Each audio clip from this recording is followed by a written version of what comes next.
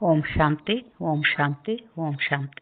ಬಾಪ್ದಾದ ಮಧುಬನ್ ಮುರಳಿ 6/12/2025. ಇಲ್ಲಿ ಬಾಬಾ ಏನು ಹೇಳ್ತಾ ಇದ್ದಾರೆ, ಮಧುರ ಮಕ್ಕಳೇ, ಈ ಶರೀರ ರೂಪಿ ಗೊಂಬೆಯು ಆತ್ಮರೂಪಿ ಚೈತನ್ಯ ಕೀಲಿಯಿಂದ ನಡೆಯುತ್ತದೆ.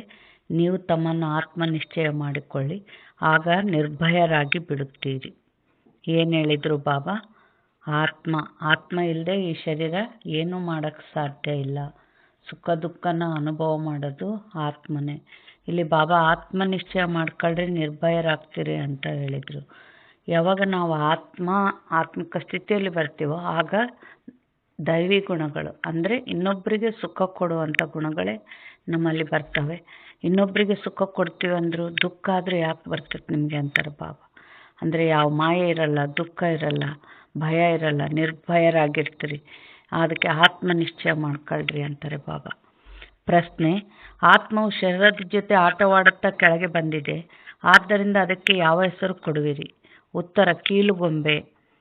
ಹೇಗೆ ಡ್ರಾಮಾದಲ್ಲಿ ಕೀಲುಗೊಂಬೆ ಆಟವನ್ನು ತೋರಿಸುತ್ತಾರೆ, ಹಾಗೆಯೇ ನೀವು ಆತ್ಮಗಳು ಕೀಲುಗೊಂಬೆಯ ತರಹ 5000 ವರ್ಷಗಳಲ್ಲಿ ಆಟವನ್ನು ಆಡುತ್ತಾ ಕೆಳಗೆ ಬಂದು ಬಿಟ್ಟಿದ್ದೀರಿ. ತಂದೆಯು ನೀವು ಕೀಲುಗೊಂಬೆಗಳಿಗೆ ಮೇಲಿರುವ ಮಾರ್ಗವನ್ನು ತಿಳಿಸಲು ಬಂದಿದ್ದಾರೆ. ನೀವೀಗ ಶ್ರೀಮತದ ಕೀಲಿಯನ್ನು ಉಪಯೋಗಿಸಿ ಆಗ ಮೇಲೆ ಹೊರಟು ಹೋಗುತ್ತೀರಿ. ಅಂದರೆ ನಾವು ಆತ್ಮ ಕೆಳಗಿಳಿದಕ್ಕೆ ಕಾರಣ ನಮ್ಮ ಮನಸ್ಸಿಗೆ ಬಂದಂತೆ ನಡೆದಿದ್ದಕ್ಕೆ, ಅಜ್ಞಾನದಲ್ಲಿ ನಡೆದಿದ್ದಕ್ಕೆ. ಇವಾಗ ಮತ್ತೆ ನಾವು ಮೇಲೆ ಹೋಗ್ಬೇಕಂದ್ರೆ ಯಾವ ಕೀಲೆ ಅಂದರು ಬಾಬಾ? ಶ್ರೀಮತ. ಅಂದರೆ ಎಷ್ಟೆಷ್ಟು ಬಾಬನ ಶ್ರೀಮತದಂತೆ ನಡೀತೀವೋ ಅಷ್ಟಷ್ಟು ಶ್ರೇಷ್ಠ ಪದವಿ, ಶ್ರೇಷ್ಠ ಅತಿ ಎತ್ತರ ಮೇಲಕ್ಕೆ, ಅಂದರೆ ಲಕ್ಷ್ಮೀನಾರಾಯಣರ ಪಟ್ಟಾಭಿಷೇಕದಾಗ ನಾವಿರ್ತೀವಿ. ಎಲ್ಲದಕ್ಕಾಧಾರ ಶ್ರೀಮತ. ಗೀತೆ ಸಭೆಯಲ್ಲಿ ಜ್ಯೋತಿ ಬೆಳಗಿತ್ತು. ಓಂ ಶಾಂತಿ. ಆತ್ಮಿಕ ತಂದೆಯು ಆತ್ಮಿಕ ಮಕ್ಕಳಿಗೆ ಶ್ರೀಮತ ಕೊಡುತ್ತಾರೆ. ಯಾವಾಗ ಯಾರದೇ ನಡವಳಿಕೆ ಸರಿ ಇಲ್ಲದಿದ್ದರೆ ತಂದೆ ತಾಯಿಯು ಬಹುಶಃ ಈಶ್ವರನೇ ಮತವನ್ನು ಕೊಡಬೇಕೆಂದು ಹೇಳುತ್ತಾರೆ. ಆದರೆ ನಿಜವಾಗಿಯೂ ಈಶ್ವರನೇ ಮತ ಕೊಡುವರೆಂದು ಅವರಿಗೆ ತಿಳಿದೇ ಇಲ್ಲ. ನೀವು ಮಕ್ಕಳಿಗೆ ಈಗ ಈಶ್ವರೀಯ ಮತ ಸಿಗುತ್ತಿದೆ. ಅರ್ಥಾತ್ ಆತ್ಮಿಕ ತಂದೆಯು ಮಕ್ಕಳಿಗೆ ಶ್ರೇಷ್ಠರಾಗಲು ಶ್ರೇಷ್ಠ ಮತವನ್ನು ಕೊಡುತ್ತಿದ್ದಾರೆ. ನೀವೀಗ ತಿಳಿದುಕೊಂಡಿದ್ದೀರಿ, ನಾವು ಶ್ರೇಷ್ಠಾತಿ ಶ್ರೇಷ್ಠರಾಗುತ್ತಿದ್ದೇವೆ. ತಂದೆಯು ನಮಗೆ ಎಷ್ಟು ಶ್ರೇಷ್ಠ ಮತವನ್ನು ಕೊಡುತ್ತಿದ್ದಾರೆ. ನಾವು ಅವರ ಮತದಂತೆ ನಡೆದು ಮನುಷ್ಯರಿಂದ ದೇವತೆಗಳಾಗುತ್ತಿದ್ದೇವೆ. ಅಂದ ಮೇಲೆ ಮನುಷ್ಯರನ್ನು ದೇವತೆಗಳನ್ನಾಗಿ ಮಾಡುವವರು ಅವರೇ ತಂದೆಯಾಗಿದ್ದಾರೆಂಬುದು ಸಿದ್ಧವಾಗುತ್ತದೆ. ಮನುಷ್ಯರಿಂದ ದೇವತೆಗಳನ್ನಾಗಿ ಮಾಡಿದರು ಎಂದು ಶಿಕ್ಕರು ಆಡುತ್ತಾರೆ. ಅಂದಾಗ ಅವಶ್ಯವಾಗಿ ತಂದೆಯು ಮನುಷ್ಯರಿಂದ ದೇವತೆಗಳನ್ನಾಗಿ ಮಾಡುವ ಮತವನ್ನು ಕೊಡುತ್ತಾರೆ. ಏಕ್ ಓಂಕಾರ, ಕರ್ತ ಪುರುಷ, ನಿರ್ಭಯ ಎಂದು ಅವರ ಮಹಿಮೆಯೂ ಇದೆ. ಅಂದರೆ ನೀವೆಲ್ಲರೂ ನಿರ್ಭಯರಾಗಿ ಬಿಡುತ್ತೀರಿ. ತಮ್ಮನ್ನು ಆತ್ಮನೆಂದು ತಿಳಿಯುತ್ತೀರಲ್ಲವೇ? ಆತ್ಮಕ್ಕೆ ಯಾವುದೇ ಭಯವಿರುವುದಿಲ್ಲ. ತಂದೆಯು ತಿಳಿಸುತ್ತಾರೆ, ಮಕ್ಕಳೇ ನಿರ್ಭಯರಾಗಿ. ನಿಮಗೆ ಭಯವೆಲ್ಲಿಂದ ಬರುವುದು? ಯಾವುದೇ ಭಯವಿಲ್ಲ. ನೀವು ತಮ್ಮ ಮನೆಯಲ್ಲಿ ಕುಳಿತಿದ್ದರೂ ತಂದೆಯ ಶ್ರೀಮತವನ್ನು ತೆಗೆದುಕೊಳ್ಳುತ್ತಾ ಇರುತ್ತೀರಿ. ಈಗ ಶ್ರೀಮತ ಯಾರು ಕೊಡುತ್ತಾರೆ? ಈ ಮಾತುಗಳು ಗೀತೆಯಲ್ಲಂತೂ ಇಲ್ಲ. ಈಗ ನೀವು ಮಕ್ಕಳು ತಿಳಿದುಕೊಳ್ಳುತ್ತೀರಿ. ತಂದೆ ತಿಳಿಸುತ್ತಾರೆ, ಮಕ್ಕಳೇ, ನೀವು ಪತಿತರಾಗಿ ಬಿಟ್ಟಿದ್ದೀರಿ. ಈಗ ಪಾವನರಾಗಲು ನನ್ನೊಬ್ಬನನ್ನೇ ನೆನಪು ಮಾಡಿ. ಈ ಪುರುಷೋತ್ತಮರಾಗುವ ಮೇಳವು ಸಂಗಮಯುಗದಲ್ಲಿಯೇ ಆಗುತ್ತದೆ. ಅನೇಕರು ಬಂದು ಶ್ರೀಮತವನ್ನು ತೆಗೆದುಕೊಳ್ಳುತ್ತಾರೆ. ಇದಕ್ಕೆ ಈಶ್ವರನ ಜೊತೆ ಮಕ್ಕಳ ಮೇಳವೆಂದು ಹೇಳಲಾಗುತ್ತದೆ. ಈಶ್ವರನು ನಿರಾಕಾರನಾಗಿದ್ದಾರೆ, ಮಕ್ಕಳು ಆತ್ಮಗಳು ನಿರಾಕಾರಿಯಾಗಿದ್ದೀರಿ. ನಾವು ಆತ್ಮರಾಗಿದ್ದೇವೆ ಎಂಬುದನ್ನು ಪಕ್ಕ ಹವ್ಯಾಸ ಮಾಡಿಕೊಳ್ಳಬೇಕು. ಹೇಗೆ ಆಟದ ಗೊಂಬೆಗೆ ಕೀಲಿಯನ್ನು ಹಾಕಿದಾಗ ಅದು ನರ್ತನ ಮಾಡತೊಡಗುತ್ತದೆ, ಹಾಗೆಯೇ ಆತ್ಮವು ಸಹ ಈ ಶರೀರ ರೂಪಿ ಗೊಂಬೆಯ ಕೀಲಿಯಾಗಿದೆ. ಇದರಲ್ಲಿ ಆತ್ಮವು ಇಲ್ಲದೆ ಹೋದರೆ ಏನು ಮಾಡಲು ಸಾಧ್ಯವಾಗುವುದಿಲ್ಲ. ನೀವು ಚೈತನ್ಯ ಗೊಂಬೆಗಳಾಗಿದ್ದೀರಿ. ಗೊಂಬೆಗೆ ಕೀಲಿ ಹಾಕದೇ ಇದ್ದರೆ ಅದು ಕೆಲಸ ಮಾಡುವುದಿಲ್ಲ, ನಿಂತು ಬಿಡುತ್ತದೆ. ಆತ್ಮವು ಸಹ ಚೈತನ್ಯ ಕೀಲಿಕೈ ಆಗಿದೆ ಮತ್ತು ಇದು ಅವಿನಾಶಿ ಅಮರ ಕೀಲಿ ಆಗಿದೆ. ತಂದೆ ತಿಳಿಸುತ್ತಾರೆ, ನಾನು ಆತ್ಮವನ್ನೇ ನೋಡುತ್ತೇನೆ, ಆತ್ಮವು ಕೇಳುತ್ತದೆ. ಇದನ್ನು ಪಕ್ಕಾ ಹವ್ಯಾಸ ಮಾಡಿಕೊಳ್ಳಬೇಕಾಗಿದೆ. ಬಾಬಾ ಏನಂದರು? ನಾನು ಆತ್ಮನ್ನೇ ನೋಡ್ತೀನಿ, ನೀವು ಕೂಡ ಅದೇ ಹವ್ಯಾಸ ಮಾಡ್ಕೊಳ್ರಿ ಅಂದರು. ಯಾಕೆ ಆತ್ಮನ ನೋಡಬೇಕು? ದೇಹನ ನೋಡಿದಾಗ ಅವರು ದೇಹದಿಂದ ಮಾಡಿದ ಕರ್ಮಗಳೇ ನೆನಪಿಗೆ ಬರ್ತವೆ. ಇವ್ರು ಹಿಂಗದರೆ, ಇವ್ರು ಹಂಗದರೆ, ಅವೇ ಅವ್ರು ನಮಗೆ ಯಾವಾಗೋ ಅಂದ ಮಾತುಗಳು, ಅವ್ರು ನಮಗೆ ದುಃಖ ಕೊಟ್ಟಿದ್ದು, ಇಲ್ಲ ಅವರ ದುರ್ಬಲತೆಗಳು, ಅವರ ಅವಗುಣಗಳು, ಇವೇ ವ್ಯರ್ಥ ನೆಗೆಟಿವ್ ಥಾಟ್ಸು, ವೇಸ್ಟ್ ಥಾಟ್ಸ್ ಇರ್ತವೆ. ಅದರಿಂದ ನಮಗೆ ನೆಗೆಟಿವ್ ಎನರ್ಜಿ ತುಂಬಿಡ್ತದೆ ಆತ್ಮಕ್ಕೆ, ಮತ್ತು ಆತ್ಮ ಭಾರ ಆಗಿ ಪರಂಧಾಮಕ್ಕೆ ಹಾರಲ್ಲ. ಅದಕ್ಕೆ ಪಾವನ ಇದ್ದಷ್ಟು, ಪವಿತ್ರತೆ ಇದ್ದಷ್ಟು ಆತ್ಮ ಹಗುರಾಗ್ತದೆ. ಆದರೆ ಅದು ಪವಿತ್ರವಾಗಿರಬೇಕು ಅಂದರೆ ಎಲ್ಲರನ್ನೂ ಆತ್ಮ ಅಂತ ನೋಡಬೇಕು. ನಾನು ಕೂಡ ಒಂದು ಆತ್ಮಿಕ ಸ್ಥಿತಿಯಲ್ಲಿ ಬರಬೇಕು. ಬಾಬಾ ಏನು ಹೇಳ್ತಾ ಇದ್ದಾರೆ, ಈ ಚಾಬಿ ಇಲ್ಲದೆ ಶರೀರವು ನಡೆಯಲು ಸಾಧ್ಯವಿಲ್ಲ. ಇದಕ್ಕೂ ಅವಿನಾಶಿ ಚಾಬಿಯು ಸಿಕ್ಕಿದೆ. 5000 ವರ್ಷಗಳವರೆಗೆ ಈ ಚಾಬಿಯು ಕೆಲಸ ಮಾಡುತ್ತದೆ. ಇದು ಚೈತನ್ಯ ಕೀಲಿಕೈಯಾಗಿರುವ ಕಾರಣ ಚಕ್ರವು ಸುತ್ತುತ್ತಲೇ ಇರುತ್ತದೆ. ಇವು ಚೈತನ್ಯ ಗೊಂಬೆಗಳಾಗಿವೆ. ತಂದೆಯು ಸಹ ಚೈತನ್ಯ ಆತ್ಮನಾಗಿದ್ದಾರೆ. ಯಾವಾಗ ಈ ಕೀಲಿಯು ಪೂರ್ಣವಾಗಿ ಬಿಡುತ್ತದೆಯೋ, ಅರ್ಥಾತ್ ಶಕ್ತಿಯು ಕಡಿಮೆ ಆಗಿಬಿಡುತ್ತದೆಯೋ, ಆಗ ತಂದೆಯು ಹೊಸದಾಗಿ ಯುಕ್ತಿಯನ್ನು ತಿಳಿಸುತ್ತಾರೆ. ಅರ್ಥಾತ್ ನನ್ನನ್ನು ನೆನಪು ಮಾಡುವುದರಿಂದ ಮತ್ತೆ ಈ ಕೀಲಿಯು ಕೆಲಸ ಮಾಡತೊಡಗುತ್ತದೆ. ಅರ್ಥಾತ್ ಆತ್ಮವು ತಮೋಪ್ರಧಾನದಿಂದ ಸತೋಪ್ರಧಾನವಾಗಿ ಬಿಡುವುದು. ಹೇಗೆ ಮೋಟಾರ್ನಲ್ಲಿ ಪೆಟ್ರೋಲ್ ಸಮಾಪ್ತಿಯಾದಾಗ ಮತ್ತೆ ಅದಕ್ಕೆ ತುಂಬಿಸಲಾಗುತ್ತದೆ ಅಲ್ಲವೇ, ಹಾಗೆಯೇ ನಮ್ಮಲ್ಲಿ ಹೇಗೆ ಪೆಟ್ರೋಲ್ ತುಂಬಿಸಿಕೊಳ್ಳಬೇಕೆಂಬುದನ್ನು ನೀವು ಆತ್ಮಗಳು ತಿಳಿದುಕೊಳ್ಳುತ್ತೀರಿ. ಬ್ಯಾಟರಿ ಖಾಲಿಯಾದಾಗ ಮತ್ತೆ ಅದರಲ್ಲಿ ಚಾರ್ಜ್ ಮಾಡಲಾಗುತ್ತದೆ ಅಲ್ಲವೇ. ಬ್ಯಾಟರಿ ಖಾಲಿಯಾದಾಗ ಅದರಲ್ಲಿ ಬೆಳಕು ಕಡಿಮೆಯಾಗಿ ಬಿಡುತ್ತದೆ. ಈಗ ನೀವು ಆತ್ಮರೂಪಿ ಬ್ಯಾಟರಿಯು ತುಂಬುತ್ತದೆ. ಎಷ್ಟು ನೆನಪು ಮಾಡುತ್ತೀರೋ ಅಷ್ಟು ತುಂಬುತ್ತಾ ಹೋಗುತ್ತದೆ. 84 ಜನ್ಮಗಳ ಚಕ್ರವನ್ನು ಸುತ್ತಿ ಬ್ಯಾಟರಿಯು ಖಾಲಿಯಾಗಿ ಬಿಟ್ಟಿದೆ. ಸತೋ ರಜೋ ತಮೋದಲ್ಲಿ ಬಂದು ಬಿಟ್ಟಿದೆ. ಈಗ ತಂದೆಯು ಪುನಃ ಕೀಲಿಯನ್ನು ಕೊಡಲು ಮತ್ತು ಬ್ಯಾಟರಿಯನ್ನು ತುಂಬಿಸಲು ಬಂದಿದ್ದಾರೆ. ಚಾರ್ಜ್ ಇಲ್ಲವೆಂದರೆ ಮನುಷ್ಯರು ಏನಾಗಿ ಬಿಡುತ್ತಾರೆ. ಆದ್ದರಿಂದ ಈಗ ನೆನಪಿನಿಂದಲೇ ಬ್ಯಾಟರಿಯನ್ನು ತುಂಬಿಸಿಕೊಳ್ಳಬೇಕಾಗಿದೆ. ಇದಕ್ಕೆ ಮಾನವರೂಪಿ ಬ್ಯಾಟರಿ ಎಂದು ಹೇಳಲಾಗುತ್ತದೆ. ತಂದೆಯು ತಿಳಿಸುತ್ತಾರೆ, ನನ್ನೊಂದಿಗೆ ಯೋಗವನ್ನಿಡಿ. ಈ ಜ್ಞಾನವನ್ನು ಒಬ್ಬ ತಂದೆಯೇ ಕೊಡುತ್ತಾರೆ. ಸದ್ಗತಿದಾತ ತಂದೆಯು ಅವರೊಬ್ಬರೇ ಆಗಿದ್ದಾರೆ. ಈಗ ನಿಮ್ಮ ಬ್ಯಾಟರಿ ಈ ರೀತಿ ತುಂಬುತ್ತದೆ. ಆದ್ದರಿಂದ 84 ಜನ್ಮಗಳವರೆಗೆ ಪೂರ್ಣ ಪಾತ್ರವನ್ನು ಅಭಿನಯಿಸುತ್ತೀರಿ. ಹೇಗೆ ಡ್ರಾಮಾದಲ್ಲಿ ತೊಗಲುಗೊಂಬೆಗಳು ನರ್ತಿಸುತ್ತವೆಲ್ಲವೇ, ನೀವು ಆತ್ಮಗಳು ಸಹ ಹೀಗೆ ತೊಗಲುಗೊಂಬೆಗಳ ಸಮಾನ ಇದ್ದೀರಿ. ಮೇಲಿನಿಂದ ಇಳಿಯುತ್ತಾ 5000 ವರ್ಷಗಳಲ್ಲಿ ಒಮ್ಮೆಲೆ ಕೆಳಗೆ ಬಂದು ಬಿಡುತ್ತೀರಿ. ಮತ್ತೆ ತಂದೆಯು ಬಂದು ಮೇಲೇರಿಸುತ್ತಾರೆ. ಅದಂತೂ ಒಂದು ಆಟದ ಗೊಂಬೆಯಾಗಿದೆ. ತಂದೆಯು ಅದರ ಉದಾಹರಣೆಯನ್ನು ನೀಡಿ ನಿಮಗೆ ಏರುವ ಕಲೆ ಹಾಗೂ ಇಳಿಯುವ ಕಲೆಯ ಅರ್ಥವನ್ನು ತಿಳಿಸಿಕೊಡುತ್ತಾರೆ. ಇದು 5000 ವರ್ಷಗಳ ಮಾತಾಗಿದೆ. ಶ್ರೀಮತದಿಂದ ನಮಗೆ ಚಾಬಿಯೂ ಸಿಗುತ್ತಿದೆ. ಇದರಿಂದ ನಾವು ಪೂರ್ಣ ಸತೋಪ್ರಧಾನರಾಗಿ ಬಿಡುತ್ತೇವೆ. ನಂತರ ಇಡೀ ಪಾತ್ರವನ್ನು ಪುನರಾವರ್ತಿಸುತ್ತೇವೆ ಎಂಬುದನ್ನು ತಿಳಿದುಕೊಂಡಿದ್ದೀರಿ. ಇದು ತಿಳಿಯುವ ಮತ್ತು ತಿಳಿಸುವ ಎಷ್ಟು ಸಹಜ ಮಾತಾಗಿದೆ. ಆದರೂ ತಂದೆ ಹೇಳುತ್ತಾರೆ, ಯಾರು ಕಲ್ಪದ ಹಿಂದೆ ತಿಳಿದುಕೊಂಡಿದ್ದಾರೋ ಅವರೇ ತಿಳಿದುಕೊಳ್ಳುತ್ತಾರೆ. ನೀವು ಎಷ್ಟಾದರೂ ತಲೆಕೆಡಿಸಿಕೊಳ್ಳಿ, ಅವರು ಅದಕ್ಕಿಂತ ಹೆಚ್ಚಾಗಿ ತಿಳಿದುಕೊಳ್ಳುವುದೇ ಇಲ್ಲ. ತಂದೆಯಂತೂ ಎಲ್ಲರಿಗೂ ಒಂದೇ ಸಮನಾಗಿ ತಿಳುವಳಿಕೆ ಕೊಡುತ್ತಾರೆ. ನೀವು ಎಲ್ಲಿ ಬೇಕಾದರೂ ತಂದೆಯನ್ನು ನೆನಪು ಮಾಡಬಹುದಾಗಿದೆ. ಬಲೆ ಸಮ್ಮುಖದಲ್ಲಿ ಬ್ರಾಹ್ಮಣಿ ಇಲ್ಲದಿದ್ದರೂ ಸಹ ನೀವು ನೆನಪಿನಲ್ಲಿ ಕುಳಿತುಕೊಳ್ಳಬಹುದು. ಏಕೆಂದರೆ ತಂದೆಯ ನೆನಪಿನಿಂದಲೇ ನಿಮ್ಮ ವಿಕರ್ಮಗಳು ವಿನಾಶವಾಗುತ್ತವೆ ಎಂದು ನಿಮಗೆ ತಿಳಿದಿದೆ. ಅಂದ ಮೇಲೆ ಆ ತಂದೆಯ ನೆನಪಿನಲ್ಲಿ ಕುಳಿತು ಬಿಡಬೇಕಾಗಿದೆ. ಅಂದರೆ ನೋಡ್ರಿ, ಈಗ ಬಾಬಾ ಏನಂದ್ರು, ಬ್ರಾಹ್ಮಣಿಯರಿಲ್ಲ ಅಂದರೂ ನಾವು ಯೋಗ ಮಾಡ್ಬೋದು. ಅದಕ್ಕೆ ಯಾವ ಆಧಾರನೂ ತಗೋಬಾರ್ದು. ಅವ್ರು ಯೋಗ ಮಾಡಿಸಿದ್ರೇ ನಮ್ಗೆ ಯೋಗ ಹಿಡಿಯೋದು, ಅವರು ಇದ್ರೇ ನಮ್ಗೆ ಯೋಗ ಆಗೋದು, ಇದೆಲ್ಲ ಇರಬಾರ್ದು.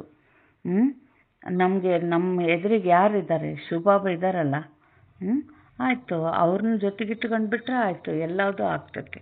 ಈ ರೀತಿ ಅಭ್ಯಾಸ ಆಗ್ಬೇಕು ನಿಮಗೆ ಅಂತ ಹೇಳ್ತಾರೆ ಬಾಬಾ. ಪ್ರತಿಯೊಬ್ಬರು ಬಾಬಾ ಇಲ್ಲೇನು ಹೇಳ್ತಾ ಇದ್ದಾರೆ,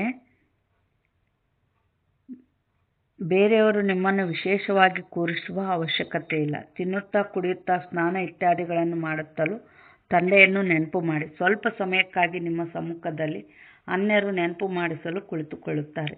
ಹಾಗೆಂದು ಹೇಳಿ ಅವರು ಯಾವಾಗಲೂ ನಿಮಗೆ ಸಹಯೋಗ ನೀಡುತ್ತಾರೆಂದಲ್ಲ. ಪ್ರತಿಯೊಬ್ಬರೂ ತಮಗೆ ತಾವು ಸಹಯೋಗ ಕೊಟ್ಟುಕೊಳ್ಳಬೇಕಾಗಿದೆ. ಹೀಗೀಗೆ ಮಾಡಿ, ಆಗ ನಿಮ್ಮದು ದೈವ ಬುದ್ಧಿ ಆಗುವುದೆಂದು ಈಶ್ವರನಂತೂ ಮತ ನೀಡಿದ್ದಾರೆ. ತಂದೆ ಇದನ್ನು ಒತ್ತು ಕೊಟ್ಟು ಹೇಳುತ್ತಾರೆ. ಶ್ರೀಮತವನ್ನು ಎಲ್ಲರಿಗೆ ಕೊಡುತ್ತಿರುತ್ತಾರೆ. ಇಷ್ಟಂತೂ ಅವಶ್ಯಕವಾಗಿದೆ. ಕೆಲವರ ಬುದ್ಧಿಯು ತಣ್ಣಗಿದೆ, ಕೆಲವರದು ತೀಕ್ಷ್ಣವಿದೆ. ಪಾವನ ತಂದೆಯ ಜೊತೆ ನಿಮ್ಮ ಬುದ್ಧಿಯೋಗವಿಲ್ಲವೆಂದರೆ ಬ್ಯಾಟರಿಯು ಚಾರ್ಜ್ ಆಗುವುದಿಲ್ಲ. ತಂದೆಯ ಶ್ರೀಮತವನ್ನು ಪಾಲಿಸುವುದಿಲ್ಲ, ಯೋಗವು ಇಳಿಸುವುದೇ ಇಲ್ಲ. ನಮ್ಮ ಬ್ಯಾಟರಿ ತುಂಬುತ್ತಾ ಹೋಗುತ್ತದೆ ಎಂಬುದನ್ನು ನೀವೀಗ ಅನುಭವ ಮಾಡುತ್ತೀರಿ. ತಮೋಪ್ರಧಾನರಿಂದ ಸತೋಪ್ರಧಾನರಂತೂ ಖಂಡಿತ ಆಗಬೇಕಾಗಿದೆ. ಈ ಸಮಯದಲ್ಲಿ ನಿಮಗೆ ಪರಮಾತ್ಮನ ಶ್ರೀಮತವು ಸಿಗುತ್ತಿದೆ. ಇದನ್ನು ಪ್ರಪಂಚದವರು ಸ್ವಲ್ಪವೂ ತಿಳಿದಿಲ್ಲ. ನನ್ನ ಮತದಿಂದ ನೀವು ದೇವತೆಗಳಾಗಿ ಬಿಡುತ್ತೀರಿ. ಇದಕ್ಕಿಂತಲೂ ಶ್ರೇಷ್ಠ ಮತವು ಮತ್ಯಾವುದೂ ಇಲ್ಲ. ಸತ್ಯುಗದಲ್ಲಿ ಈ ಜ್ಞಾನವಿರುವುದಿಲ್ಲ. ಇದು ನಾಟಕದಲ್ಲಿ ಮಾಡಲ್ಪಟ್ಟಿದೆ. ನಿಮ್ಮನ್ನು ಪುರುಷೋತ್ತಮರನ್ನಾಗಿ ಮಾಡುವ ತಂದೆಯು ಸಂಗಮಯುಗದಲ್ಲಿಯೇ ಬರುತ್ತಾರೆ. ನಂತರ ಇದರ ನೆನಪಾರ್ಥವಾಗಿ ಭಕ್ತಿ ಮಾರ್ಗದಲ್ಲಿ ಹಬ್ಬಗಳನ್ನು ಆಚರಿಸುತ್ತಾರಲ್ಲವೇ? ದಸರಾ ಹಬ್ಬವನ್ನು ಆಚರಿಸುತ್ತಾರೆ. ವಾಸ್ತವದಲ್ಲಿ ತಂದೆಯು ಯಾವಾಗ ಬರುತ್ತಾರೆಯೋ ಆಗ ದಸರಾ ಆಗುತ್ತದೆ. ಅರ್ಥಾತ್ ದಶಕಂಠ ರಾವಣನ ಸಂಹಾರವಾಗುತ್ತದೆ. ಅಂದರೆ ದಸರಾ ಅಂದರೆ ಒಬ್ಬ ರಾವಣ, ದಶಕಂಠ ಅಂದರೆ ಒಬ್ಬ ರಾವಣ ಅಲ್ಲ, ಒಬ್ಬ ವ್ಯಕ್ತಿ ಅಲ್ಲ, ಪಂಚವಿಕಾರಗಳು, 5 ಸ್ತ್ರೀಯರು 5 ಪುರುಷರು. ಯಾವಾಗ ಬಾಬಾ ಬರ್ತಾರೋ ಆಗ ಪಂಚವಿಕಾರಗಳು ಭಸ್ಮ ಆಗ್ತವೆ. 5000 ವರ್ಷಗಳ ನಂತರ ಪ್ರತಿಯೊಂದು ಮಾತು ಪುನರಾವರ್ತನೆಯಾಗುತ್ತದೆ. ನೀವು ಮಕ್ಕಳಿಗೆ ಈ ಈಶ್ವರೀಯ ಮತ ಅರ್ಥಾತ್ ಶ್ರೀಮತವು ಸಿಗುತ್ತಿದೆ. ಇದರಿಂದ ನೀವು ಶ್ರೇಷ್ಠರಾಗುತ್ತೀರಿ. ನೀವು ಆತ್ಮಗಳು ಸತೋಪ್ರಧಾನರಾಗುತ್ತಿದ್ದೀರಿ. ಮತ್ತೆ ಇಳಿಯುತ್ತಾ ಇಳಿಯುತ್ತಾ ತಮೋಪ್ರಧಾನ ಭ್ರಷ್ಟರಾಗಿ ಬಿಡುತ್ತೀರಿ. ನಂತರ ತಂದೆಯು ಬಂದು ಜ್ಞಾನ ಮತ್ತು ಯೋಗವನ್ನು ಕಲಿಸಿ ಸತೋಪ್ರಧಾನ ಶ್ರೇಷ್ಠರನ್ನಾಗಿ ಮಾಡುತ್ತಾರೆ ಮತ್ತು ನೀವು ಏಣಿಯನ್ನು ಹೇಗೆ ಕೆಳಗಿಳಿಯುತ್ತೀರಿ ಎಂಬುದನ್ನು ತಿಳಿಸುತ್ತಾರೆ. ಈ ನಾಟಕವು ನಡೆಯುತ್ತಾ ಇರುತ್ತದೆ. ಇದರ ಆದಿ ಮಧ್ಯ ಅಂತ್ಯವನ್ನು ಯಾರೂ ತಿಳಿದುಕೊಂಡಿಲ್ಲ. ತಂದೆಯು ತಿಳಿಸಿದ್ದಾರೆ ಅಂದ ಮೇಲೆ ಈಗ ನಿಮಗೆ ಸ್ಮೃತಿ ಬಂದಿದೆಯಲ್ಲವೇ? ಪ್ರತಿಯೊಬ್ಬರ ಜನ್ಮದ ಕಥೆಯಂತೂ ತಿಳಿಸಲು ಸಾಧ್ಯವಿಲ್ಲ. ಓದಿ ತಿಳಿಸಲು ಅದನ್ನು ಬರೆಯಲು ಆಗುವುದೂ ಇಲ್ಲ. ಇದನ್ನು ತಂದೆಯು ತಿಳಿಸಿಕೊಡುತ್ತಾರೆ. ನೀವೀಗ ಬ್ರಾಹ್ಮಣರಾಗಿದ್ದೀರಿ. ನಂತರ ನೀವೇ ದೇವತೆಗಳಾಗಬೇಕಾಗಿದೆ. ಬ್ರಾಹ್ಮಣ, ದೇವತಾ, ಕ್ಷತ್ರಿಯ 3 ಧರ್ಮಗಳನ್ನು ನಾನು ಸ್ಥಾಪನೆ ಮಾಡುತ್ತೇನೆ. ಈಗ ನಿಮ್ಮ ಬುದ್ಧಿಯಲ್ಲಿದೆ, ನಾವು ತಂದೆಯ ಮೂಲಕ ಬ್ರಾಹ್ಮಣ ವಂಶೀಯರಾಗುತ್ತೇವೆ. ನಂತರ ಸೂರ್ಯವಂಶಿ, ಚಂದ್ರವಂಶೀಯರಾಗುತ್ತೇವೆ. ಯಾರು ಅನುತ್ತೀರ್ಣರಾಗುವರೋ ಅವರು ಚಂದ್ರವಂಶೀಯರಾಗಿ ಬಿಡುತ್ತಾರೆ. ಯಾವುದರಲ್ಲಿ ಅನುತ್ತೀರ್ಣ? ಯೋಗದಲ್ಲಿ. ಜ್ಞಾನವನ್ನಂತೂ ಬಹಳ ಸಹಜ ಮಾಡಿ ತಿಳಿಸಿದ್ದೇನೆ. ಹೇಗೆ ನೀವು 84 ಜನ್ಮಗಳ ಚಕ್ರವನ್ನು ಸುತ್ತುತ್ತೀರಿ ಎಂದು.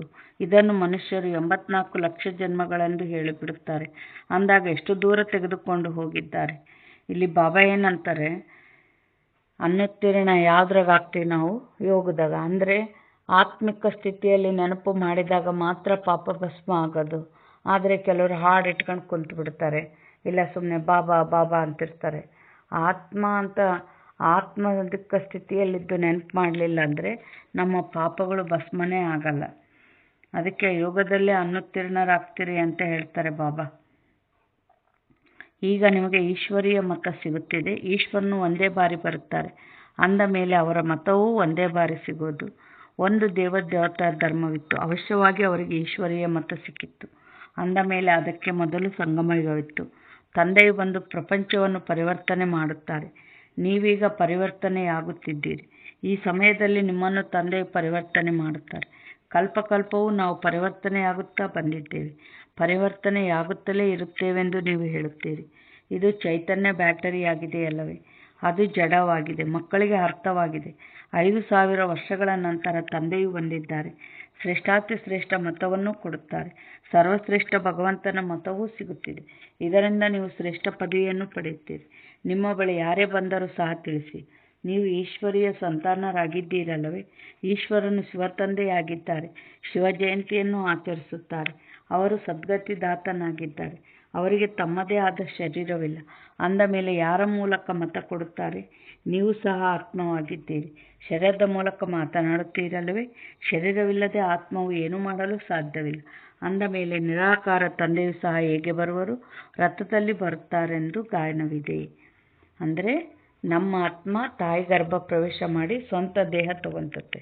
ಆದರೆ ಬಾಬಾ ಬೇರೆಯವರ ಶರೀರದಲ್ಲಿ ಪ್ರವೇಶ ಮಾಡ್ತಾರೆ. ಯಾಕೆ ಬೇರೆಯವರ ಶರೀರದಲ್ಲಿ ಪ್ರವೇಶ ಮಾಡ್ತಾರೆ? ಈಗ ಸ್ವಂತ ಶರೀರದಿಂದ 1 ಕಿಲೋಮೀಟರ್ ನೋಡ್ಬೋದು, ಅದಕ್ಕಿಂತ ಆಚೆ ನೋಡೋಕ್ಕಾಗಲ್ಲ. ಬಾಬಾ ಇಡೀ ವಿಶ್ವನ್ನೆಲ್ಲ ಪರ್ಯಟನೆ ಮಾಡಬೇಕು ಅಂದರೆ ಒಂದು ದೇಹದ ಕುಂತರು ನಡೀತತ್ತ. ಅದಕ್ಕೆ ಇನ್ನೊಬ್ಬರ ಶರೀರದಲ್ಲಿ ಬರ್ತಾರೆ, ತಮ್ಮ ಕೆಲಸ ಮಾಡ್ತಾರೆ. ತಮ್ಮ ಕೆಲಸ ಮುಗೀತು ಅಂದರೆ ಪರಂಧಾಮಕ್ಕೆ ಹಾರಿಬಿಡ್ತಾರೆ. ಅದಕ್ಕೆ ಅವರ ಜನ್ಮ ಒಂದೇ ಅವತರಣೆ. ಅಂದರೆ ಶರೀರದಾಗ ಬರೋಕ್ಕೂ ಶಕ್ತಿ ಐತೆ, ವಾಪಸ್ ಹೋಗೋಕ್ಕೂ ಶಕ್ತಿ ಐತೆ. ಬೇರೆ ಯಾರ್ದು ಅವತರಣೆ ಅಂತ ಹೇಳಲ್ಲ ಅಂತಾರೆ ಬಾಬಾ. ಯಾಕೆಂದರೆ ಒಂದು ಸಲ ಶರೀರದ ಬಂದರು ಅಂದರೆ ಮತ್ತೆ ವಾಪಸ್ ಹೋದ್ರೆ ಅದು ಶರೀರ ಶವ ಆಗಿಬಿಡ್ತೈತಿ. ಯಾರಿಗೂ ಈ ಅವತರಣೆ ಅಂದರೆ ಧರ್ಮಾತ್ಮರು ಅದು ಅವತರಣೆ ಅಂತ ಹೇಳ್ತಾರೆ ಬಾಬಾ. ಈಗ ಬಾಬಾ ಏನು ಅವತರಣೆ ಅಂತ ಹೇಳ್ತಾರೆ ಬಾಬಾ ನಂದು. ಬಾಬಾ ಏನು ಹೇಳ್ತಾ ಇದ್ದಾರೆ, ಈಗ ನಿರಾಕಾರ ತಂದೆಯೂ ಸಹ ಹೀಗೆ ಬರುವರು, ರಥದಲ್ಲಿ ಬರುತ್ತಾರೆಂದು ಗಾಯನವಿದೆ. ಒಬ್ಬೊಬ್ಬರು ಒಂದೊಂದು ರೀತಿಯಲ್ಲಿ ಕಥೆಗಳನ್ನು ಬರೆದಿದ್ದಾರೆ, ತ್ರಿಮೂರ್ತಿಗಳನ್ನು ಸೂಕ್ಷ್ಮವತನದಲ್ಲಿ ತೋರಿಸಿದ್ದಾರೆ. ಇವೆಲ್ಲವೂ ಸಾಕ್ಷಾತ್ಕಾರದ ಮಾತುಗಳಾಗಿವೆ. ಅಂದರೆ ನೋಡ್ರಿ, ಈ ಸಂಗಮ ಯುಗದಕ್ಕೂ ಭಕ್ತಿ ಮಾರ್ಗಕ್ಕೂ ಎಷ್ಟು ಟ್ಯಾಲಿ ಐತೆ, ಹೌದಾ? ಅಷ್ಟು ಅಕ್ಯುರೇಟಾಗಿ ಹೆಂಗೆ ನಡೆದು ಬಂತು ಭಕ್ತಿ ಮಾರ್ಗ ಅಂದರೆ, ಯಾವಾಗ ದ್ವಾಪರದಾಗ ತಪಸ್ಸಿಗೆ ಕುಂತರಲ್ಲ ಆವಾಗ ಬಾಬಾ ಎಲ್ಲ ಸಾಕ್ಷಾತ್ಕಾರ ಮಾಡಿಸಿದ್ರು. ಆ ಸಾಕ್ಷಾತ್ಕಾರದಂತೆ ಎಲ್ಲವೂ ಮಾಡಿದ್ದಾರೆ. ಆದರೆ ಅವರು ಬಾಬಾ ಯಾವ ರೀತಿ ಸಾಕ್ಷಾತ್ಕಾರ ಮಾಡಿಸಿದ್ರೋ ಇವರೇನು ಅರ್ಥ ಮಾಡ್ಕೊಂಡ್ರು, ಕೆಲವೊಂದು ಎಡವಟ್ಟುಗಳಾಗ್ಯಾವ. ಅವರೇನು ಸೂಕ್ಷ್ಮವತಂದ ತೋರಿಸ್ಬಿಟ್ರು ಬ್ರಹ್ಮನ್ನ. ಆದರೆ ಬ್ರಹ್ಮ ಸೂಕ್ಷ್ಮವತಂದಾಗ ಯಾವ ವಿದ್ಯೆ ಕಲಿಸೋದಿರಲ್ಲ, ವಿದ್ಯೆ ಕಲಿಯೋದು ಇರಲ್ಲ. ಈ ಬ್ರಹ್ಮ ಎಲ್ಲಿರ್ತಾರೆ? ಈ ಭೂಮಿ ಮೇಲೆ. ಅದಕ್ಕೆ ಬಾಬಾ ಏನು ಹೇಳ್ತಾ ಇದ್ದಾರೆ, ರಚನೆ ಎಲ್ಲವೂ ಇಲ್ಲಿಯೇ ಇದೆಯಲ್ಲವೇ, ಅಂದ ಮೇಲೆ ರಚಯಿತ ತಂದೆಯು ಸಹ ಇಲ್ಲಿಯೇ ಬರಬೇಕಾಗುತ್ತದೆ. ಪತಿತ ಪ್ರಪಂಚದಲ್ಲಿಯೇ ಬಂದು ಪಾವನರನ್ನಾಗಿ ಮಾಡಬೇಕಾಗಿದೆ. ಇಲ್ಲಿ ಮಕ್ಕಳನ್ನು ಡೈರೆಕ್ಟ್ ಪಾವನರನ್ನಾಗಿ ಮಾಡಿಬಿಡುತ್ತಾರೆ. ಇದನ್ನು ತಿಳಿದುಕೊಳ್ಳುತ್ತಾರೆ, ಆದರೂ ಸಹ ಜ್ಞಾನವು ಬುದ್ಧಿಯಲ್ಲಿ ಕುಳಿತುಕೊಳ್ಳುವುದಿಲ್ಲ, ಯಾರಿಗೂ ತಿಳಿಸುವುದಿಲ್ಲ. ಯಾರಿಗೆ ಕುತ್ಕೊಳ್ಳಲ್ಲ ಬುದ್ಧಿಯಲ್ಲಿ ಜ್ಞಾನ? ಯಾರ್ದು ಪಾಪ ಭಸ್ಮ ಆಗಲ್ಲೋ ಅಲ್ಲಿ ಬುದ್ಧಿಯಲ್ಲಿ ಇನ್ನು ವಿಕರ್ಮ ಆಯ್ತಂದರೆ ಬುದ್ಧಿಯಲ್ಲಿ ಜ್ಞಾನ ಧಾರಣೆ ಆಗಲ್ಲ. ಇವಾಗ ನೋಡ್ರಿ, ಆಲ್ರೆಡಿ ಒಂದು ಬ್ಯಾಗು, ಆ ಬ್ಯಾಗ್ನಲ್ಲಿ ನನ್ನ ಮಕ್ಕಳು ಬಟ್ಟೆ ಅದಾವೆ. ಈಗ ನಾನು ನನ್ನ ಮೇಲೆ ಮತ್ತೆ ಬಟ್ಟೆ ಇಡ್ಬೇಕಂದ್ರೆ ಹಿಡಿತತ್ತಾ? ಇಲ್ಲ. ಇವಾಗ ನಾನು ಆ ಬ್ಯಾಗ್ನಲ್ಲಿ ಬಟ್ಟೆ ಇಡಬೇಕಂದ್ರೆ ಏನು ಮಾಡಬೇಕು? ನನ್ನ ಮಕ್ಕಳು ಬಟ್ಟೆನ ತೆಗೆದು ಹೊರಗೆ ಹಾಕಬೇಕು. ಅದರಂತೆ ಈಗ ಆಲ್ರೆಡಿ 63 ಜನ್ಮದ ಪಾಪ ಐತೆ. ಇದು ನಾವು ಯೋಗ ಮಾಡಿ ನಮ್ಮ ಪಾಪಗಳು ಭಸ್ಮ ಆದಂಗೆಲ್ಲ ಬುದ್ಧಿಯಲ್ಲಿ ಜ್ಞಾನ ಧಾರಣೆ ಆಗ್ತದೆ. ಯಾರು ಯೋಗ ಮಾಡಲ್ಲೋ ಅವ್ರಿಗೆ ಬುದ್ಧಿಯಲ್ಲಿ ಜ್ಞಾನ ಧಾರಣೆ ಆಗಲ್ಲ. ಬಾಬಾ ಏನು ಹೇಳ್ತಾ ಇದ್ದಾರೆ, ಈಗ ಯಾರಿಗೂ ತಿಳಿಸಿಕೊಡುವುದಿಲ್ಲ. ಬುದ್ಧಿಯಲ್ಲಿ ಜ್ಞಾನವಿಲ್ಲವೆಂದರೆ, ಶ್ರೀಮತವನ್ನು ತೆಗೆದುಕೊಳ್ಳಲಿಲ್ಲವೆಂದರೆ ಶ್ರೇಷ್ಠಾತಿ ಶ್ರೇಷ್ಠರಾಗಲು ಸಾಧ್ಯವಿಲ್ಲ. ಅಂದರೆ ಶ್ರೀಮತ ಅಂದ್ರೇನು? ಆತ್ಮಾಭಿಮಾನಿ ಆಗೋದು, ದೇಹಿ ಅಭಿಮಾನಿ ಆಗೋದು, ಹೌದಾ? ಅಮೃತ ವೇಳೆ ಸಂಘಟನೆಯಲ್ಲಿ ಮುಳ್ಳಿ ಬಾಬಾ ನೆನಪಿನಾಗ ಅಡುಗೆ ಮಾಡಿ ಭೋಗ ಇಟ್ಟು ಸ್ವೀಕಾರ ಮಾಡೋದು, ಹೌದಾ? ಮತ್ತು ಮನಸ್ಸ ಸೇವೆ, ಸ್ವಮಾನ, ಸ್ವದರ್ಶನ ಚಕ್ರ, ಕರ್ಮಯೋಗಿ, ಇದು ಸಾಯಂಕಾಲ ಅದು ಅಮೃತ ವೇಳೆ ಈಕ್ವಲ್ಲು 6:30 to 7:30. ಆಗ ಬಾಬಾ ನೆನಪು ಮಾಡೋದು, ಅವಾಗ ಮಾಡೋದು ಒಂದೇ, ಅಮೃತ ವೇಳೆ ಮಾಡೋದೊಂದೇ, ಅಷ್ಟು ಶಕ್ತಿ. ನಂತರ ಧರ್ಮರಾಜನಿಗೆ ಚಾರ್ಟ್ ಒಪ್ಸೋದು, ಇವೆಲ್ಲ ಹೆಜ್ಜೆ ಹೆಜ್ಜೆಯಲ್ಲಿ ಶ್ರೀಮತ ಐತೆ. ಅದು ಆ ಶ್ರೀಮತದಂತೆ ಯಾಕೆ ನಡಿಬೇಕು? ಈ ಶ್ರೀಮತದಂತೆ ನಡೆದಾಗ ಅಲ್ಲಿ ಪಾಸಿಟಿವ್ ಶಕ್ತಿ ತುಂಬುತ್ತೆ. ಆಗ ಶ್ರೇಷ್ಠ ಪದವಿ ಪಡೆಯೋಕ್ಕೆ ಸಾಧ್ಯ. ಬಾಬಾ ಏನಂತಾರೆ, ಎಷ್ಟು ಸರ್ವಿಸ್ ಮಾಡಿರೋ ಅಷ್ಟು ಶ್ರೇಷ್ಠ ಪದವಿಯನ್ನು ಪಡೆಯುತ್ತೀವಿ. ಅಂದ್ರೇನು? ಸರ್ವಿಸ್ ಮಾಡಿದಷ್ಟು ಆತ್ಮಕ್ಕೆ ಶಕ್ತಿ ಬರ್ತದೆ, ದೇಹಕ್ಕೆ ಶಕ್ತಿ ಬರ್ತದೆ. ಆ ಶಕ್ತಿಯಿಂದ ಹೆಚ್ಚು ಯೋಗ ಮಾಡ್ತೀವಿ, ಶ್ರೇಷ್ಠ ಪದವಿ ಪಡಿತೀವಿ. ಬಾಬಾ ಏನಂತಾರೆ, ತಮ್ಮ ಮೂಳೆಯನ್ನು ಸೇವೆಯಲ್ಲಿ ಸವಿಸಬೇಕಾಗಿದೆ, ಆಲ್ರೌಂಡರ್ ಸೇವೆ ಮಾಡಬೇಕಾಗಿದೆ. ತಂದೆಯ ಸೇವೆಯಲ್ಲಿ ನಾವು ನಮ್ಮ ಮೂಳೆಗಳನ್ನು ಸವಿಸುವುದಕ್ಕೂ ತಯಾರಿದ್ದೇವೆ. ಅನೇಕ ಮಕ್ಕಳು ಸರ್ವಿಸಿಗಾಗಿ ಚಡಪಡಿಸುತ್ತಿರುತ್ತಾರೆ. ಬಾಬಾ ನಮ್ಮನ್ನು ಈ ಬಂಧನದಿಂದ ಬಿಡಿಸಿ ನಾವು ಸರ್ವಿಸ್ನಲ್ಲಿ ತೊಡಗಬೇಕಾಗಿದೆ. ಇದರಿಂದ ಅನೇಕರ ಕಲ್ಯಾಣವಾಗುವುದು ಎಂದು ಹೇಳುತ್ತಾರೆ. ಇಡೀ ಪ್ರಪಂಚವಂತೂ ಸ್ಥೂಲ ಸೇವೆ ಮಾಡುತ್ತದೆ, ಅದರಿಂದಂತೂ ಏಣಿಯನ್ನು ಕೆಳಗೆ ಇಳಿಯುತ್ತಲೇ ಬರುತ್ತೀರಿ. ಈಗ ಈ ಆತ್ಮಿಕ ಸೇವೆಯಿಂದ ಏರುವ ಕಲೆ ಆಗುತ್ತೆ. ಇಂಥವರು ನಮಗಿಂತ ಹೆಚ್ಚು ಸರ್ವಿಸ್ ಮಾಡುತ್ತಾರೆಂಬುದನ್ನು ಪ್ರತಿಯೊಬ್ಬರೂ ತಿಳಿದುಕೊಳ್ಳಬಹುದಾಗಿದೆ. ಸೇವಾದಾರಿ ಒಳ್ಳೆಯ ಮಕ್ಕಳಿದ್ದರೆ ಕೇವಲ ಸೇವಾ ಕೇಂದ್ರವನ್ನು ಸಂಭಾಲನೆ ಮಾಡಬಲ್ಲರು. ತರಗತಿಯಲ್ಲಿ ನಂಬರ್ ವಾರ್ ಕುಳಿತುಕೊಳ್ಳುತ್ತಾರೆ. ಆದರೂ ಇಲ್ಲಂತೂ ನಂಬರ್ ವಾರ್ ಕುಳ್ಳಿರಿಸುವುದಿಲ್ಲ, ಏಕೆಂದರೆ ಆಘಾತವಾಗಿ ಬಿಡುತ್ತದೆ. ಪ್ರತಿಯೊಬ್ಬರು ತಮ್ಮನ್ನು ತಾವು ಅರ್ಥ ಮಾಡಿಕೊಳ್ಳಬಹುದಲ್ಲವೇ? ಬಾಬಾ ಏನಂದ್ರು, ನಂಬರ್ ವಾರ್ ಕುಳ್ಳರಿಸೋದಿಲ್ಲ, ಆಘಾತವಾಗ್ತದೆ. ಅಂದರೆ ಇಲ್ಲಿ ನಾವು ಕಡಿಮೆ ನಂಬರ್ ಅದೀವಿ ಅಂತ ಗೊತ್ತಾಗತ್ತಲ್ಲ, ಅವ್ರಿಗೆ ಉಮಂಗ ಉತ್ಸಾಹನೇ ಹೋಗ್ಬಿಡ್ತದೆ. ಅದಕ್ಕೆ ನೋಡ್ರಿ, ಬಾಬಾ ಎಲ್ಲರನ್ನೂ ನಮ್ಮನ್ನ ಕೊನೆಯ ಮಣಿ ಕೂಡ ನನ್ನ ಕೊರಳಿನ ಮಾಲೆ, ಶ್ರೇಷ್ಠ ಆತ್ಮ, ಯಾವ ದೃಷ್ಟಿಯಿಂದ ನೋಡ್ತಾರೆ? ಶ್ರೇಷ್ಠ ದೃಷ್ಟಿಯಿಂದ. ಇಲ್ಲಿ ಕೂಡ ಯಾರನ್ನೂ ಕಡಿಮೆ ಅಂತ ದೃಷ್ಟಿಯಿಂದ ನೋಡಂಗಿಲ್ಲ, ನಂಬರ್ ವಾರಾಗಿ ಕೂರಿಸೋದು ಇಲ್ಲ. ಬಾಬಾ ಏನು ಹೇಳ್ತಾ ಇದ್ದಾರೆ, ಈಗ ಪದವಿಯು ನಂಬರ್ ವಾರ್ ಬಹಳಷ್ಟು ಇದೆಯಲ್ಲವೇ, ಆದರೆ ಅದು ಸುಖಧಾಮ, ಇದು ದುಃಖಧಾಮವಾಗಿದೆ. ಅಲ್ಲಿ ಯಾವುದೇ ಕಾಯಿಲೆ ಇತ್ಯಾದಿಗಳಿರುವುದಿಲ್ಲ. ಬುದ್ಧಿಯಿಂದ ಕೆಲಸ ತೆಗೆದುಕೊಳ್ಳಬೇಕಾಗಿದೆ. ಸರ್ವಿಸ್ ಮಾಡಲಿಲ್ಲವೆಂದರೆ ನಾವು ಬಹಳ ಕಡಿಮೆ ಪದವಿಯನ್ನು ತೆಗೆದುಕೊಳ್ಳುತ್ತೇವೆಂದು ತಿಳಿದುಕೊಳ್ಳಿ. ಸರ್ವಿಸ್ನಿಂದಲೇ ಪದವಿ ಸಿಗುತ್ತದೆ ಅಂದಾಗ ತಮ್ಮ ಪರಿಶೀಲನೆ ಮಾಡಿಕೊಳ್ಳಿ. ಪ್ರತಿಯೊಬ್ಬರೂ ತಮ್ಮ ಸ್ಥಿತಿಯನ್ನು ಅರಿತುಕೊಂಡಿದ್ದಾರೆ. ಬಾಬಾರವರು ಸಹ ಸರ್ವಿಸ್ ಮಾಡುತ್ತಾ ಬಂದಿದ್ದಾರೆ. ಒಳ್ಳೊಳ್ಳೆಯ ಮಕ್ಕಳು ಇದ್ದಾರೆ, ಬಲಿ ನೌಕರಿಯಲ್ಲಿಯೂ ಇದ್ದಾರೆ. ಅಂಥವ್ರಿಗೆ ಹೇಳಲಾಗುತ್ತದೆ, ಅರ್ಧ ಸಮಯ ರಜೆ ತೆಗೆದುಕೊಂಡಾದರೂ ಸರ್ವಿಸ್ ಮಾಡಿ, ಪರವಾಗಿಲ್ಲ. ಯಾರು ತಂದೆಯ ಹೃದಯದಲ್ಲಿರುವರೋ ಅವರು ರಾಜ್ಯ ಸಿಂಹಾಸನದ ಮೇಲೆ ಕುಳಿತುಕೊಳ್ಳುತ್ತಾರೆ. ಏನು ಹೇಳಿದರು ಬಾಬಾ? ಯಾರು ತಂದೆಯ ಹೃದಯದಲ್ಲಿರುವರೋ ಅವರು ರಾಜ್ಯ ಸಿಂಹಾಸನದ ಮೇಲೆ ಕುಳಿತುಕೊಳ್ತಾರೆ ಅಂದರು. ಅಂದರೆ ಏನರ್ಥ? ಯಾರು ಸೇವಾದಾರಿ ಮಕ್ಕಳಿರ್ತಾರೋ ಬಾಬಾ ತನ್ನ ಕಣ್ಣಿನ ರೆಪ್ಪೆ ಮೇಲೆ ಇಟ್ಕೊಂಡಿರ್ತಾರೆ. ಅಂದರೆ ಯಾರಿಗೆ ಟಚ್ ಕೊಡಿಸ್ಬೇಕು, ಯಾರನ್ನ ಕಲ್ಯಾಣ ಮಾಡಬೇಕು, ಅವ್ರ ಮೂಲಕ. ಮತ್ತು ಶರೀರ ಇಲ್ಲದ್ರೆ ನಾನು ಏನು ಮಾಡೋಕ್ಕೆ ಬರಲ್ಲ ಅಂತಾರಲ್ಲ, ಅಲ್ಲಿ ಬಾಬಾ ಅವ್ರ ಮೂಲಕ ಸೇವೆ ಮಾಡ್ಸೋಕ್ಕೆ ಸದಾ ಅವ್ರ ಜೊತೆಗೆ ಇರ್ತಾರಲ್ಲ.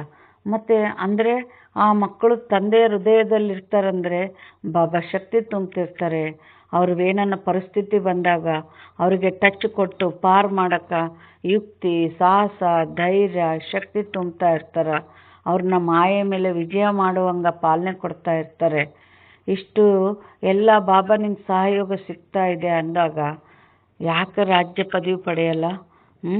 ಅಂದರೆ ತಂದೆಯ ಹೃದಯದಲ್ಲಿ ನಾವಿರಬೇಕು. ಅಂದರೆ ಏನಿರ್ಬೇಕು? ನಮ್ಮಲ್ಲಿ ಸೇವೆ ಮಾಡುವಂಥ ಮಕ್ಕಳಾಗಬೇಕು ನಾವು.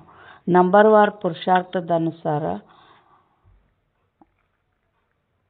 ನೀವು ಎಷ್ಟು ತಂದೆಯ ಹೃದಯದಲ್ಲಿರ್ತೀರೋ ಅಷ್ಟು ರಾಜ್ಯ ಸಿಂಹಾಸನದ ಮೇಲೆ ಕುಳಿತುಕೊಳ್ಳುವಿರಿ. ಹಾಗೆಯೇ ವಿಜಯಮಾಲೆಯಲ್ಲಿ ಬಂದು ಬಿಡುತ್ತಾರೆ. ಅರ್ಪಣೆಯೂ ಆಗುತ್ತಾರೆ, ಸರ್ವಿಸನ್ನು ಮಾಡುತ್ತಾರೆ. ಕೆಲವರು ಬಲೆ ಅರ್ಪಣೆಯಾಗುತ್ತಾರೆ, ಆದರೆ ಸರ್ವಿಸ್ ಮಾಡುವುದಿಲ್ಲ. ಅಂಥವರ ಪದವಿಯು ಕಡಿಮೆಯಾಗುತ್ತದೆ ಅಲ್ಲವೇ? ಶ್ರೀಮತದಿಂದ ಈ ರಾಜಧಾನಿಯು ಸ್ಥಾಪನೆಯಾಗುತ್ತದೆ. ಈ ರೀತಿ ಎಂದಾದರೂ ಕೇಳಿದ್ದೀರಾ? ಅಥವಾ ವಿದ್ಯೆಯಿಂದ ರಾಜಧಾನಿಯು ಸ್ಥಾಪನೆಯಾಗುತ್ತದೆ ಎಂಬುದನ್ನು ಎಂದಾದರೂ ಕೇಳಿದ್ದೀರಾ ಅಥವಾ ನೋಡಿದ್ದೀರಾ? ದಾನ ಪುಣ್ಯ ಮಾಡುವುದರಿಂದ ಬಲೆ ರಾಜನ ಮನೆಯಲ್ಲಿ ಜನ್ಮ ಪಡೆಯಲೂಬಹುದು, ಆದರೆ ವಿದ್ಯೆಯಿಂದ ರಾಜ್ಯ ಪದವಿಯನ್ನು ಪಡೆದ ಮಾತನ್ನು ಎಂದೂ ಯಾರೂ ಕೇಳಿರುವುದಿಲ್ಲ, ಯಾರಿಗೂ ತಿಳಿದೂ ಇಲ್ಲ. ತಂದೆ ತಿಳಿಸುತ್ತಾರೆ, ನೀವೇ ಪೂರ್ಣ 84 ಜನ್ಮಗಳನ್ನು ತೆಗೆದುಕೊಂಡಿದ್ದೀರಿ. ಬಾಬಾ ಏನು ಹೇಳ್ತಾ ಇದ್ದಾರೆ? ನೀವೀಗ ಮೇಲೆ ಹೋಗಬೇಕಾಗಿದೆ. ಇದು ಬಹಳ ಸಹಜವೂ ಆಗಿದೆ. ನೀವು ನಂಬರ್ ವಾರ್ ಪುರುಷಾರ್ಥದ ಅನುಸಾರ ಕಲ್ಪವು ತಿಳಿದುಕೊಳ್ಳುತ್ತೀರಿ. ತಂದೆಯು ನೆನಪು ಪ್ರೀತಿಯನ್ನು ಸಹ ನಂಬರ್ ವಾರ್ ಪುರುಷಾರ್ಥದ ಅನುಸಾರವೇ ಕೊಡುತ್ತಾರೆ. ಯಾರು ಸರ್ವಿಸ್ನಲ್ಲಿರುತ್ತಾರೆಯೋ ಅವರಿಗೆ ಹೆಚ್ಚು ನೆನಪು ಪ್ರೀತಿಯನ್ನು ಕೊಡುತ್ತಾರೆ. ಅಂದರೆ ಸರ್ವಿಸ್ ಮಾಡೋ ಮಕ್ಕಳನ್ನ ಬಹಳ ನೆನಪು ಮಾಡ್ತೀನಿ ನಾನು ಅಂತ ಹೇಳ್ತಾರೆ. ಅಂದರೆ ನಾವು ಬಾಬಾನ ನೆನಪು ಮಾಡೋದಲ್ಲ, ಬಾಬಾ ನಮ್ಮನ್ನು ನೆನಪು ಮಾಡಬೇಕು. ಅಂಥ ಪುರುಷಾರ್ಥ ಇರಬೇಕು ನಮ್ಮದು. ಬಾಬಾ ಏನು ಹೇಳ್ತಾ ಇದ್ದಾರೆ ಅಂದಾಗ ಪರಿಶೀಲಿಸಿಕೊಳ್ಳಿ. ನಾನು ತಂದೆಯ ಹೃದಯವನ್ನು ಹೇರಿದ್ದೇನೆಯೇ? ಮಾಲೆಯ ಮಣೆಯಾಗಲು ಸಾಧ್ಯವೇ? ವಿದ್ಯಾವಂತರ ಮುಂದೆ ಅವಿದ್ಯಾವಂತರು ಅವಶ್ಯವಾಗಿ ತಲೆಬಾಗುವರು. ಆದ್ದರಿಂದ ಮಕ್ಕಳು ಪುರುಷಾರ್ಥ ಮಾಡಲಿ ಎಂದು ತಂದೆಯು ತಿಳಿಸುತ್ತಾರೆ. ಆದರೆ ಡ್ರಾಮಾದಲ್ಲಿ ಪಾತ್ರವಿಲ್ಲವೆಂದರೆ ಎಷ್ಟಾದರೂ ತಲೆ ಕೆಡಿಸಿಕೊಳ್ಳಲಿ, ಅವರು ಮೇಲೇರುವುದಿಲ್ಲ. ಯಾವುದಾದರೊಂದು ಗ್ರಾಚಾರವು ಕುಳಿತುಕೊಳ್ಳುತ್ತದೆ. ದೇಹಾಭಿಮಾನದಿಂದಲೇ ಮತ್ತೆಲ್ಲ ವಿಕಾರಗಳು ಬರುತ್ತವೆ. ಮುಖ್ಯ ಕಠಿಣ ಕಾಯಿಲೆಯು ದೇಹಾಭಿಮಾನದ್ದಾಗಿದೆ. ಸತ್ಯಯುಗದಲ್ಲಿ ದೇಹಾಭಿಮಾನದ ಹೆಸರೇ ಇರುವುದಿಲ್ಲ. ಅಲ್ಲಿ ನಿಮ್ಮದು ಪ್ರಾರಬ್ಧವಿರುತ್ತದೆ. ಇದನ್ನು ತಂದೆಯು ಇಲ್ಲಿಯೇ ತಿಳಿಸುತ್ತಾರೆ. ತಮ್ಮನ್ನು ಆತ್ಮ ಎಂದು ತಿಳಿದು ನನ್ನೊಬ್ಬನನ್ನೇ ನೆನಪು ಮಾಡಿ ಎಂಬ ಶ್ರೀಮತವನ್ನು ಮತ್ಯಾರೂ ಕೊಡುವುದಿಲ್ಲ. ಇದು ಮುಖ್ಯ ಮಾತಾಗಿದೆ. ಅಂದಾಗ ಇದನ್ನು ಬರೆಯಿರಿ. ನಿರಾಕಾರ ಭಗವಂತನು ತಿಳಿಸುತ್ತಾರೆ, ನನ್ನೊಬ್ಬನನ್ನು ನೆನಪು ಮಾಡಿ ತಮ್ಮನ್ನು ಆತ್ಮ ಎಂದು ತಿಳಿಯಿರಿ. ತಮ್ಮ ದೇಹವನ್ನು ಸಹ ನೆನಪು ಮಾಡಿಕೊಳ್ಳಿ. ಹೇಗೆ ಭಕ್ತಿಯಲ್ಲಿಯೂ ಸಹ ಒಬ್ಬ ಶಿವನಿಗೆ ಪೂಜೆ ಮಾಡುತ್ತೀರಿ ಅಂದಾಗ, ಈಗ ಜ್ಞಾನವನ್ನು ಕೇವಲ ನಾನೇ ಕೊಡುತ್ತೇನೆ, ಉಳಿದೆಲ್ಲವೂ ಭಕ್ತಿಯಾಗಿದೆ. ಅವ್ಯಭಿಚಾರಿ ಜ್ಞಾನವು ನಿಮಗೆ ಒಬ್ಬ ಶಿವ ತಂದೆಯಿಂದಲೇ ಸಿಗುತ್ತದೆ. ಈ ಜ್ಞಾನ ಸಾಗರನಿಂದ ರತ್ನಗಳು ಸಿಗುತ್ತವೆ. ಈ ಸ್ಥೂಲ ಸಾಗರದ ಮಾತಿಲ್ಲ. ಈ ಜ್ಞಾನ ಸಾಗರನ್ನು ನೀವು ಮಕ್ಕಳಿಗೆ ಜ್ಞಾನರತ್ನಗಳನ್ನು ಕೊಡುತ್ತಾರೆ. ಇದರಿಂದ ನೀವು ದೇವತೆಗಳಾಗುತ್ತೀರಿ. ಶಾಸ್ತ್ರಗಳಲ್ಲಿ ಏನೇನೋ ಬರೆದು ಬಿಟ್ಟಿದ್ದಾರೆ. ಸಾಗರದಿಂದ ದೇವತೆಗಳು ಹೊರಬಂದರು ಮತ್ತೆ ರತ್ನಗಳನ್ನು ಕೊಟ್ಟರು ಎಂದು ಹೇಳುತ್ತಾರೆ. ವಾಸ್ತವದಲ್ಲಿ ನೀವು ಜ್ಞಾನ ಸಾಗರನ ಮಕ್ಕಳಿಗೆ ಜ್ಞಾನರತ್ನಗಳನ್ನು ಕೊಡುತ್ತಾರೆ. ನೀವು ಜ್ಞಾನರತ್ನಗಳನ್ನು ಆರಿಸಿಕೊಳ್ಳುತ್ತೀರಿ. ಮೊದಲು ಕಲ್ಲುಗಳನ್ನು ಆರಿಸಿಕೊಳ್ಳುತ್ತಿದ್ದಿರಿ, ಆದ್ದರಿಂದ ಕಲ್ಲು ಬುದ್ಧಿಯವರಾಗಿ ಬಿಟ್ಟಿದ್ದೀರಿ. ಕಲ್ಲುಗಳನ್ನು ಆರಿಸಿಕೊಳ್ಳುತ್ತಿದ್ರಂದ್ರೇನು? ಅಜ್ಞಾನದ ಮಾತುಗಳು. ಪರೀಕ್ಷಿಸುವ ಶಕ್ತಿ ಇಲ್ಲ. ಯಾರೇನು ಹೇಳಿದ್ರೆ ಅದು ಗಂಗೆತ್ತು ತಲೆ ಹಾಕಿದಂಗೆ ಆಗ್ತಾ ಇರೋದು. ಈಗ ರತ್ನಗಳನ್ನು ಆರಿಸುವುದರಿಂದ ನೀವು ಪಾರಸ ಬುದ್ಧಿಯವರಾಗಿ ಬಿಡುತ್ತೀರಿ, ಪಾರಸನಾಥರಾಗುತ್ತೀರಲ್ಲವೇ? ಈ ಪಾರಸನಾಥರು ವಿಶ್ವದ ಮಾಲೀಕರಾಗಿದ್ದರು. ಭಕ್ತಿ ಮಾರ್ಗದಲ್ಲಂತೂ ಅನೇಕ ಹೆಸರುಗಳು, ಅನೇಕ ಚಿತ್ರಗಳನ್ನು ಮಾಡಿಬಿಟ್ಟಿದ್ದಾರೆ. ವಾಸ್ತವದಲ್ಲಿ ಲಕ್ಷ್ಮೀನಾರಾಯಣ ಅಥವಾ ಪಾರಸನಾಥ ಎರಡೂ ಒಂದೇ ಮಾತಾಗಿದೆ. ನೇಪಾಳದಲ್ಲಿ ಪಶುಪತಿನಾಥನ ಮೇಳವಾಗುತ್ತದೆ. ಅವರು ಪಶುಪತಿನಾಥನೇ ಆಗಿದ್ದಾರೆ. ಒಳ್ಳೆಯದು. ಮಧುರಾತಿ ಮಧುರ ಅಗಲಿ ಹೋಗಿ ಮರಳಿ ಸಿಕ್ಕಿರುವ ಮಕ್ಕಳ ಪ್ರತಿ ಮಾತ್ಪಿತಾ ಬಾಪ್ತಾದರವರ ನೆನಪು, ಪ್ರೀತಿ ಹಾಗೂ ಸುಪ್ರಭಾತ. ಆತ್ಮಿಕ ತಂದೆಯಿಂದ ಆತ್ಮಿಕ ಮಕ್ಕಳಿಗೆ ನಮಸ್ತೆ. ಆತ್ಮಿಕ ಮಕ್ಕಳಿಂದ ಆತ್ಮಿಕ ತಂದೆ ತಾಯಿಗೆ ನೆನಪು, ಪ್ರೀತಿ ಹಾಗೂ ಸುಪ್ರಭಾತ. ನಮಸ್ತೆ ನಮಸ್ತೆ ನಮಸ್ತೆ. ಧಾರಣೆಗಾಗಿ ಮುಖ್ಯ ಸಾರ. ತಂದೆ ಯಾವ ಜ್ಞಾನ ರತ್ನಗಳನ್ನು ಕೊಟ್ಟಿದ್ದಾರೆಯೋ ಅವನ್ನೇ ಆರಿಸಿಕೊಳ್ಳಬೇಕಾಗಿದೆ, ಕಲ್ಲುಗಳನ್ನಲ್ಲ. ದೇಹಾಭಿಮಾನದ ಕಠಿಣ ಕಾಯಿಲೆಯಿಂದ ಸ್ವಯಂವನ್ನು ಪಾರು ಮಾಡಿಕೊಳ್ಳಬೇಕಾಗಿದೆ. ಬಾಬಾ ಏನು ಹೇಳಿದ್ದಾರೆ? ದೇಹಾಭಿಮಾನದ ಕಠಿಣ ಕಾಯಿಲೆ ಅಂದರೆ ಒಂದು ದೇಹಾಭಿಮಾನದಿಂದ ಏನಿರ್ತತೆ, ನನಗೆ ಗೌರವ ಕೊಡಬೇಕು ಅನ್ನೋದಿದ್ದಾಗ ಅಲ್ಲಿ ಸ್ಥಿತಿ ಕೆಡಿಸ್ಕೊಂತೀವಿ, ಯೋಗ ಆಗಲ್ಲ. ಆಮೇಲೆ ದೇಹಕ್ಕೆ ಕಾಯಿಲೆಗಳಿದ್ದಾಗೂ ಕೂಡ ಅಯ್ಯೋ ನನಗೆ ಹಂಗಾಗ್ತೈತೆ, ನನಗೆ ಹಿಂಗಾಗ್ತೈತೆ, ಬರೀ ಕಾಯಿಲೆ ಕಡೆಗೆ ಧ್ಯಾಸ ಇತ್ತು ಅಂದರೆ ಅಲ್ಲಿ ಪುರುಷಾರ್ಥ ಆಗಲ್ಲ. ಮತ್ತು ಇರೋ ಕಾಯಿಲೆನ ಏನು ಮಾಡಬೇಕು ಅಂದರೆ ಆತ್ಮಿಕ ಸ್ಥಿತಿಯಲ್ಲಿದ್ದಾಗ ಆ ಕಾಯಿಲೆಯಿಂದ ಆಗುವ ದುಃಖ ಬುದ್ಧಿಗೆ ಅಂಟಿಕೊಳ್ಳಲ್ಲ. ಆತ್ಮದಲ್ಲಿ ಏನು ಶಕ್ತಿ, ಶಾಂತಿ, ಏನು ಇವೆ ಶಾಂತಿ ಶಕ್ತಿ ಇವಿರ್ತಾವೋ, ಸಂತುಷ್ಟತೆ, ಪ್ರಸನ್ನತೆ, ಇವುಗಳ ಅನುಭವ ಆದಷ್ಟು ದೇಹದ ಕಾಯಿಲೆ ಬುದ್ಧಿಗೆ ಅಂಟಲ್ಲ. ಅದಕ್ಕೆ ದೇಹಾಭಿಮಾನದ ಕಾಯಿಲೆಯಿಂದ ಬಚಾವಾಗ್ರಿ ಅಂತಾರೆ ಬಾಬಾ. ತಮ್ಮ ಬ್ಯಾಟರಿಯನ್ನು ಫುಲ್ ಚಾರ್ಜ್ ಮಾಡಿಕೊಳ್ಳಲು ಪವರ್ ಹೌಸ್ ತಂದೆಯ ಜೊತೆ ಬುದ್ಧಿಯೋಗವನ್ನು ಜೋಡಿಸಬೇಕಾಗಿದೆ. ಆತ್ಮಾಭಿಮಾನಿಯಾಗಿರುವ ಪುರುಷಾರ್ಥ ಮಾಡಬೇಕು, ನಿರ್ಭಯರಾಗಿ ಇರಬೇಕಾಗಿದೆ. ಬಾಬಾ ಏನಂತಾರೆ? ನಿರ್ಭಯ ಅಂದರೆ ಎಷ್ಟೆಷ್ಟು ಆತ್ಮಿಕ ಸ್ಥಿತಿಯಲ್ಲಿ ಬರ್ತೀವೋ ಅಷ್ಟು ನಾವು ನಿರ್ಭಯರಾಗ್ತಾ ಹೋಗ್ತೀವಿ. ವರದಾನ: ದಾತತನದ ಭಾವನೆಯ ಮುಖಾಂತರ ಇಚ್ಛಾ ಮಾತ್ರ ಮಾವಿದ್ಯೆ ಸ್ಥಿತಿಯ ಅನುಭವ ಮಾಡುವಂಥ ತೃಪ್ತ ಆತ್ಮಭವ. ವರದಾನದ ಸಾರ: ಸದಾ ಒಂದೇ ಲಕ್ಷ್ಯ ಇರಲಿ, ನಾನು ದಾತನ ಮಗುವಾಗಿ ಸರ್ವ ಆತ್ಮರಿಗೆ ಕೊಡಬೇಕು. ದಾತತನದ ಭಾವನೆ ಇಡುವುದರಿಂದ ಸಂಪನ್ನ ಆತ್ಮರಾಗಿ ಬಿಡುವಿರಿ. ಮತ್ತು ಯಾರು ಸಂಪನ್ನರಾಗಿರುತ್ತಾರೆ ಅವರು ಸದಾ ತೃಪ್ತರಾಗಿರುತ್ತಾರೆ. ನಾನು ಕೊಡುವಂಥ ದಾತನ ಮಗು ಆಗಿದ್ದೇನೆ, ಕೊಡುವುದೇ ತೆಗೆದುಕೊಳ್ಳುವುದಾಗಿದೆ. ಇದೇ ಭಾವನೆ ಸದಾ ನಿರ್ವಿಘ್ನ ಇಚ್ಛಾ ಮಾತ್ರ ಅವಿದ್ಯಾಸ್ಥಿತಿಯ ಅನುಭವವನ್ನು ಮಾಡಿಸುತ್ತದೆ.